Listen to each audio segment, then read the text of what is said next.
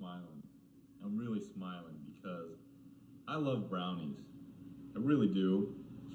And, you know, it's good to eat good. You don't have to kill yourself, starve yourself dieting. I'm pretty lean, I'm pretty skinny.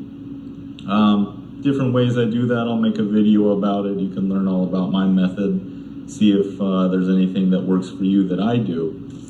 But brownies, I mean, a life lived without brownies is a life not worth living. I think some philosopher said that somewhere. I'll find the quote, I'll put a link to it. This is the Costco Ghiradelli Triple Chocolate Premium Brownie Mix. Now, I bought this, I may have gotten myself in a little bit of trouble. There's 6 20-ounce packs, or pouches as they call them. It's a big box, but if you got an appetite for brownies like I do, then you'll be through this in no time at all. Now, a couple different things I do. I do add some organic raspberries. I'm gonna put about half of this pack.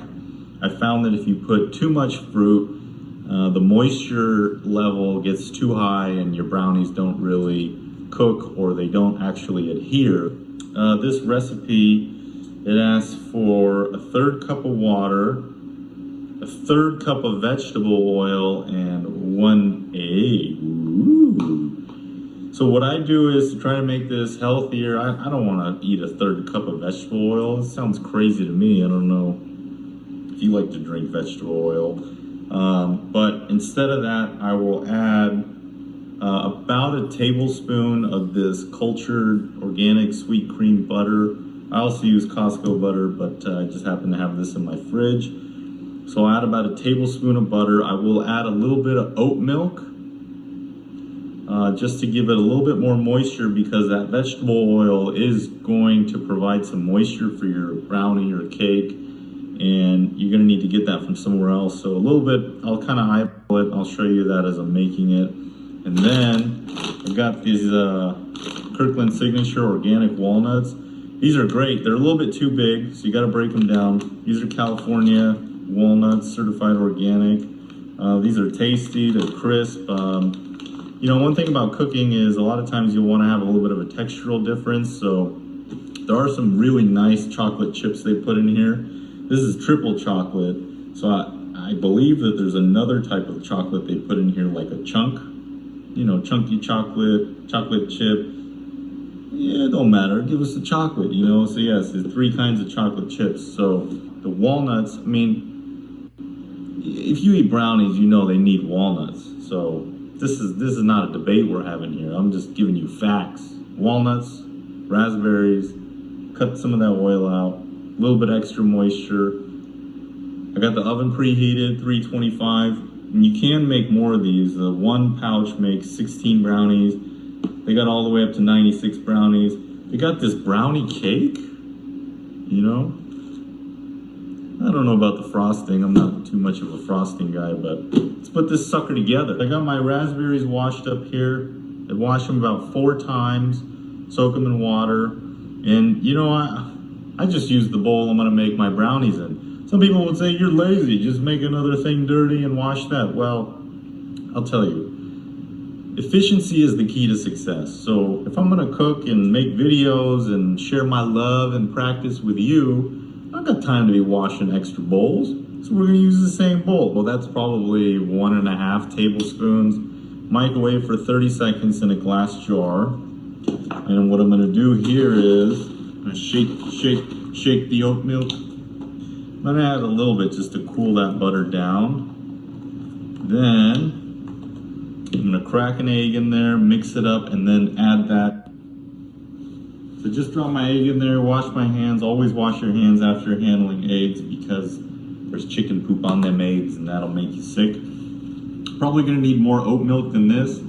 But the good thing about the milk is you can sort of stir it in after you've mixed your brownie mix with your liquid, so you can keep adding later. So this is all stirred up, looking like some eggnog. Just gonna pour that over my brownies.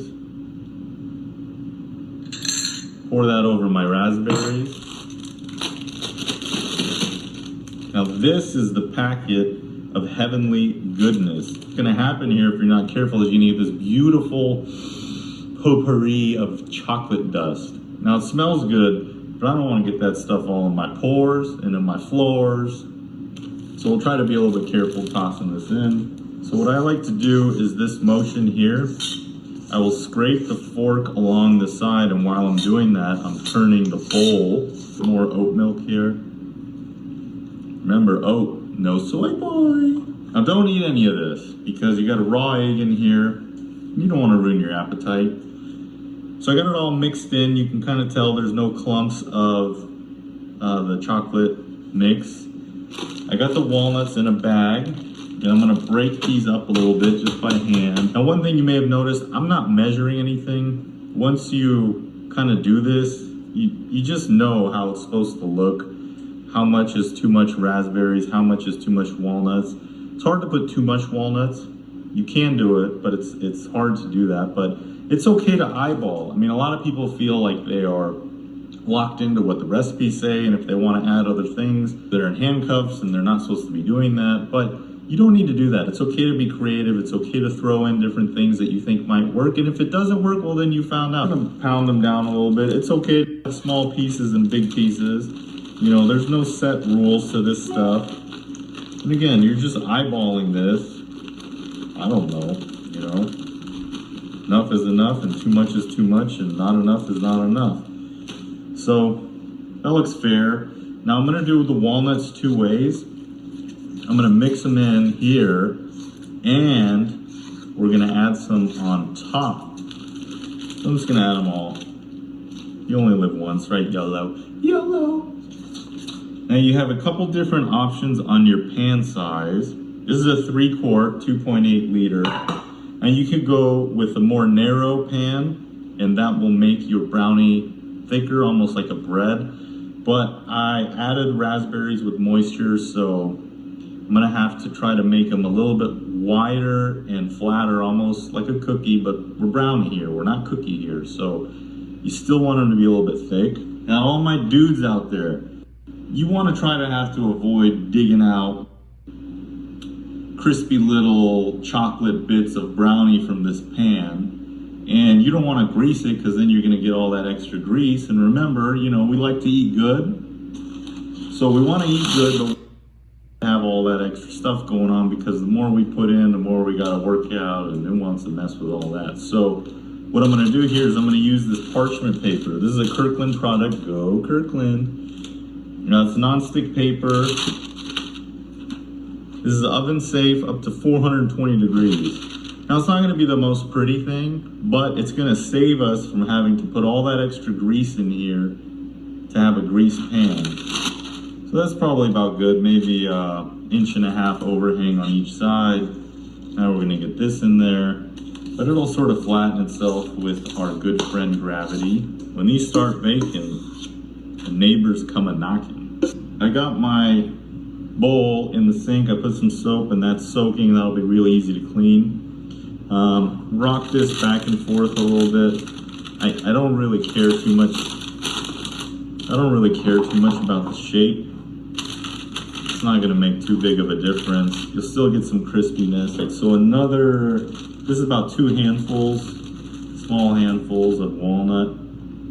Just spread them around. There's another pro trick I'm about to show you. You don't have to do this, but I find that I really like salt with my chocolate. This is just sea salt, and not a lot, but just try to get a little bit of a sprinkling across the top. Not even more, maybe half a teaspoon or even a teaspoon at most, but I like that flavor. You might not like it. You don't have to do it. You can try it. You can put it on half, put it on a quarter, whatever you want to do with your salt. So this is ready now. This is ready to go in the oven. The box says it's going to take about 45 to 50. I'm going to go 50 minutes. Let's see what happens. Ooh, hot mama!